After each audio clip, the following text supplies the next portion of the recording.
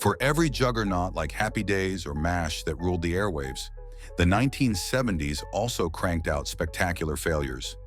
Shows so embarrassing that the networks practically scrubbed them from their own history. These weren't tiny missteps either.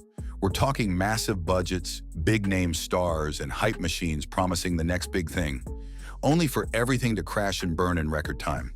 Executives prayed you'd forget. Cast members refused to talk about them. But not here. Today, we're digging up the most catastrophic TV disasters of the 70s. The shows that flopped so hard, they've become legends of failure. Let's get right into it. But first, hit that like button if you remember any of these train wrecks and drop a comment if I left one off the list. Supertrain. In 1979, NBC thought they had a game changer. Supertrain was pitched as Love Boat on Rails, a glamorous, futuristic train packed with romance, intrigue, and star-studded guest casts. They sank $10 million into a full-size train set, which is the equivalent of $45 million today. This made it the most expensive TV production of its time. The pitch was irresistible, a luxury locomotive crossing America with stories of love and adventure unfolding in its lavish cars. It was meant to be a ratings juggernaut, a bold leap into spectacle television. But the tracks led right off the Grand Canyon. The scripts were lifeless, the characters forgettable, and the futuristic train felt like a gimmick that couldn't sustain a series. Audiences yawned, critics sneered, and ratings plummeted.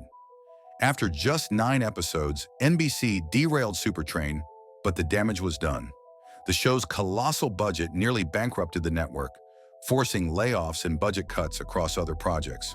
Supertrain wasn't just a flop, it was a financial catastrophe, a warning to networks about the perils of betting big on a bad idea. To this day, it's studied as a case study in hubris, a train wreck nobody in Hollywood wants to revisit. Me and the Chimp. Gary Marshall was a TV genius, later giving us Happy Days and Laverne and Shirley, but in 1972, he stumbled hard with Me and the Chimp. The premise seemed quirky enough. A dentist, his family, and a washed-up chimpanzee from NASA's space program living together in suburban chaos. CBS banked on Marshall's comedic touch and the animal gimmick to pull in laughs. Ted Bessel, fresh off That Girl, signed on as the lead, hoping to cement his sitcom stardom. But the Chimp stole the show in all the wrong ways. The scripts were awkward, the humor forced, and the Chimp's antics felt more annoying than endearing. Audiences couldn't connect with the bizarre setup, and critics panned it as a misfire from a man who should have known better. After 13 episodes, CBS yanked it. Holmes and Yo-Yo. In 1976, ABC thought they'd cracked the buddy cop formula with a sci-fi twist. Holmes and Yo-Yo paired a seasoned detective with Yo-Yo, a bumbling android partner programmed to fight crime. It sounded innovative, a blend of Get Smart's humor with futuristic flair. John Schuck and Richard B. Schull led the cast, backed by a network eager to capitalize on the sci-fi craze. But the execution was a disaster. Yo-Yo's malfunctions were more irritating than funny. The jokes fell flat, and the chemistry between leads felt forced. Critics absolutely savaged it, with TV Guide later ranking it among the worst shows ever made. Audiences tuned out, unable to buy the clunky premise. After 13 painful episodes, ABC scrapped it. Holmes and Yo-Yo became a cautionary tale, a relic of a network's failed gamble that trapped its cast in a forgotten footnote. The Brady Bunch Hour. The Brady Bunch was a beloved sitcom, a wholesome slice of 1960s Americana. So in 1976, ABC figured a variety show starring the same cast would be a slam dunk. The Brady Bunch Hour promised music, skits, and the familiar Brady charm, with the family performing in a shiny new format. Most of the original cast signed on, eager to cash in on their fame. But the result was a disaster. The skits were awkward, the musical numbers cheesy, and the absence of Eve Plum left a glaring hole. The show felt like a desperate cash grab, lacking the heart of the original. Audiences cringed. Critics called it one of the worst shows in TV history, and after 9 episodes, ABC pulled the plug. The Brady name, once golden, was tarnished, and the cast's careers suffered from the association. Hello, Larry. McLean Stevenson was a star on MASH. When he left for his own show in 1979, NBC thought Hello, Larry would be his ticket to solo stardom. The sitcom cast him as a divorced talk radio host juggling fatherhood and a new career. It sounded like a relatable premise, with Stevenson's charm as the anchor. But the dream crumbled fast. Critics tore it apart, and even Johnny Carson mocked it on The Tonight Show. Stevenson's star power couldn't save it, and audiences abandoned ship. Somehow it limped through 2 seasons, but Hello Larry became a punchline. NBC buried it, hoping the world would forget their gamble on a fading star. Dusty's Trail. Bob Denver was TV gold as Gilligan in Gilligan's Island. In 1973, he tried to recapture that magic with Dusty's Trail, a syndicated comedy that transplanted the stranded castaway formula to a wagon train in the 1800s. The pitch was simple. Denver as a bumbling frontiersman, surrounded by a quirky ensemble, facing misadventures in the Wild West. It sounded like a sure bet, but the trail led nowhere. Without the island's charm, the show felt like a lazy rehash. The jokes were stale, the plots repetitive, and Denver's shtick grew tiring without the coconut pie zaniness. It lasted 26 episodes, far longer than many thought it deserved, before fading into obscurity. Dusty's Trail trapped Denver in Gilligan's shadow, cementing his typecasting and proving that lightning doesn't strike twice. Networks buried it, and Denver's career never recovered its former spark. Co-ed fever. In 1979, Animal House was a cultural phenomenon, and CBS wanted a piece of that frat house frenzy. Co-ed fever promised raunchy laughs in a co-ed dorm, with a cast of wild college kids chasing parties and romance. It sounded like a surefire hit in the wake of college comedy fever. But the party never started. The show was loud, crude, and painfully unfunny, alienating viewers with its over-the-top antics. After just 1 U.S. broadcast, CBS canceled it, leaving 5 filmed episodes unaired. The cast, hoping for a breakout, was left stranded. Co-ed fever earned the dubious honor of being one of the shortest-lived sitcoms ever, a stain CBS scrubbed from its legacy faster than a freshman's failed exam. David Cassidy, man undercover. David Cassidy was America's heartthrob as Keith Partridge in The Partridge Family. In 1978, he tried to shed his teen idol image with David Cassidy, man undercover, playing a gritty undercover cop. NBC banked on his fame to draw viewers, pitching a tough, action-packed drama to redefine Cassidy's career. But audiences couldn't buy it. The squeaky clean pop star didn't fit as a hardened lawman, and the scripts were as flat as his badge. Critics panned his acting, and Cassidy himself admitted the role was a mismatch. After 10 episodes, NBC pulled the plug, leaving Cassidy's career in limbo. The Ropers. Three's Company was a ratings juggernaut, and its landlords of Stanley and Helen Roper were fan favorites. In 1979, ABC thought they could carry their own sitcom, The Ropers, focusing on their bickering marriage in a new suburban setting. Norman Fell and Audra Lindley signed on, hoping to capitalize on their chemistry. But the magic didn't translate. The Ropers weren't funny or likable enough to lead a show, and the scripts lacked the spark of the original. Audiences drifted away, and critics called it a tired retread.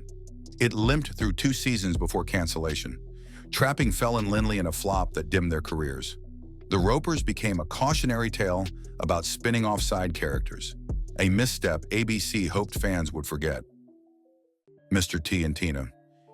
In 1976, Welcome Back, Kotter was a hit, and ABC thought a spin-off starring Pat Morita as a Japanese inventor named Taro Takahashi would keep the laughs coming. Mr. T and Tina, no relation to the future A-Team star, promised quirky comedy in a Chicago apartment, with Morita as a widower navigating American life. But the show was a disaster. It leaned on offensive stereotypes and tired gags, drawing backlash for its portrayal of Japanese culture. Even in the less sensitive 70s, critics called it cringeworthy, and audiences tuned out. After 5 episodes, ABC shut it down, and it set back Morita's career until The Karate Kid. Lanigan's Rabbi. In 1977, NBC added Lanigan's Rabbi to its Sunday mystery movie lineup, hoping to blend crime drama with quirky charm. Art Carney starred as a rabbi solving crimes alongside a small-town police chief based on a popular book series. It sounded like a fresh take on the detective genre, with Carney's Oscar-winning gravitas as the draw. But the show was a snooze. The pacing was slow, the mysteries niche, and the premise confused viewers. Even fans of the books didn't tune in. After a pilot and 3 episodes, NBC buried it, leaving Carney's career unscathed but the show forgotten. Grady. When Red Fox left Sanford and Son, NBC tried to keep the franchise alive with Grady in 1975, starring Whitman Mayo as Fred Sanford's friend, Grady Wilson. The show followed Grady's adventures in a new setting, banking on the original's loyal fan base. But Grady wasn't meant to lead. The scripts lacked the bite of Sanford and Son, and Mayo's charm couldn't carry the show. Audiences missed Fox's spark, and after 10 episodes, NBC pulled it. The show trapped Mayo in a failed experiment, fading into obscurity even among Sanford fans. Struck by lightning. In 1979, CBS thought a sitcom twist on Frankenstein could spark laughs. Struck by Lightning starred Jack Warden as a modern descendant of Dr. Frankenstein, keeping his monster alive in secret. It sounded bold, a mix of horror and humor with a quirky premise. But it was a monster misfire. Slated for 11 episodes, only 3 aired before CBS pulled it, leaving Warden and the cast stranded in a flop. Sword of Justice. In 1978, NBC launched Sword of Justice, a drama about a playboy-turned-vigilante who left a 3 playing card at crime scenes. Dak Rambo starred as Jack Cole, a wronged man seeking justice outside the law. It sounded thrilling, a Batman-esque hero for the disco era, but the show confused viewers. The plots were muddled, the vigilante gimmick felt forced, and ratings tanked. After 9 episodes, NBC axed it. Highcliffe Manor. After Dark Shadows became a cult hit, NBC tried a gothic horror sitcom in 1979 with Highcliffe Manor. The show promised spooky laughs, with a quirky cast led by Shelley Fabares and a haunted estate filled with mad scientists and eerie antics.